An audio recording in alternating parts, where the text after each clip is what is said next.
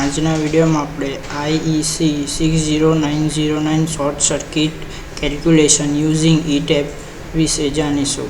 તો IEC એટલે international electrotechnical commission, એનું ફૂલ ફોર્મ છે.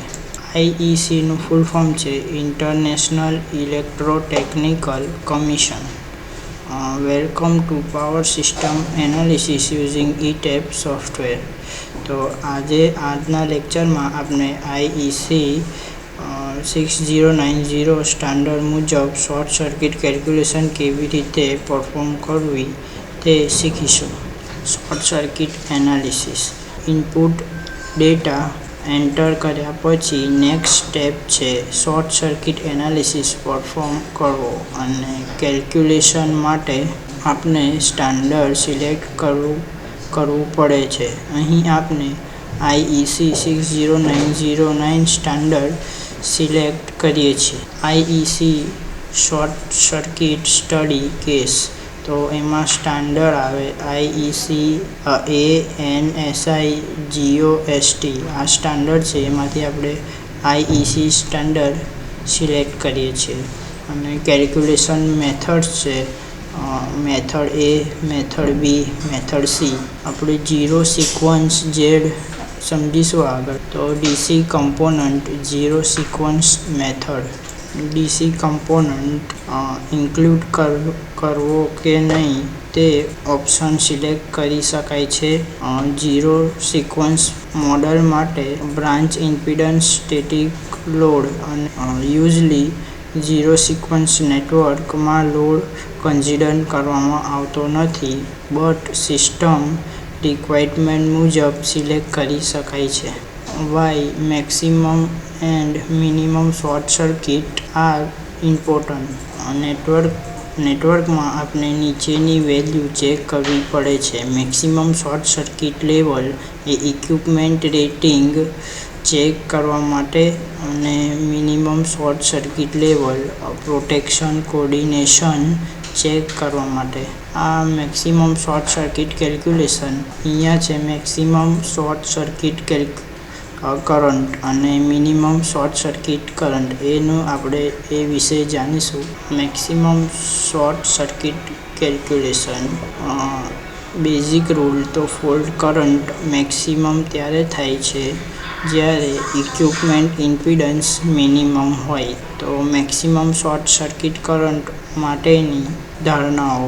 તો ટ્રાન્સફોર્મર ઇન પેરેલલ. તો બધા જ ટ્રાન્સફોર્મર રન કરવાથી ઇક્વિવેલન્ટ ઇમ્પિડન્સ રિડ્યુસ થાય છે અને ફોલ્ટ કરંટ ઇન્ક્રીઝ થાય છે. Generator contribution. તો સિસ્ટમમાં જેટલા જનરેટર હોય તે બધા જ રન માનવામાં આવે છે, તો મેક્સિમમ કન્ટ્રીબ્યુશન મળે. અને મોટર કન્ટ્રીબ્યુશન ઇન્ક્લુડ. તો મોટર ફોલ્ટ કરંટ વધારવામાં હેલ્પ કરે છે. અને લાઇન અને કેબલ રેઝિસ્ટન્સ એટ 20 સેલ્સિયસ. તો લો ટેમ્પરેચર, લો રેઝિસ્ટન્સ, તો increase fault current. Voltage factor C maximum. તો LV સિસ્ટમમાં 1.05 PU અને MV અને HV સિસ્ટમમાં 1.1. Minimum short circuit calculation basic rule. Fault current maximum હોય ત્યારે ઇક્વિવેલન્ટ ઇમ્પિડન્સ મેક્સિમમ હોય. અને મિનિમમ શોર્ટ સર્કિટ માટેની ધારણાઓ. Only one transformer in service. તો પેરેલલ ટ્રાન્સફોર્મર અવોઇડ કરે છે કે increase impedance. Select the west grid higher impedance source. તો મોટર કન્ટ્રીબ્યુશન 0. તો મોટર કન્સિડર ના કરો તો ફોલ્ટ કરંટ રિડ્યુસ થાય છે. અને રિડ્યુસ કોર્ડિનેશન અને સ્વિચ ઓફ કપલિંગ. લાઇન અને cable resistance at higher temperature. તો હાઈ ટેમ્પરેચર તો increase resistance and reduce fault current. Voltage factor C minimum તો એલવી સિસ્ટમમાં 0.95 PU અને એમવીએચવી સિસ્ટમમાં 1.0 PU. આપણે હમણાં મેક્સિમમ શોર્ટ સર્કિટ કરંટ અને મિનિમમ શોર્ટ સર્કિટ કરંટ વિશે જોયું. હવે આપણે સી ફેક્ટર વિશે જાણીશું.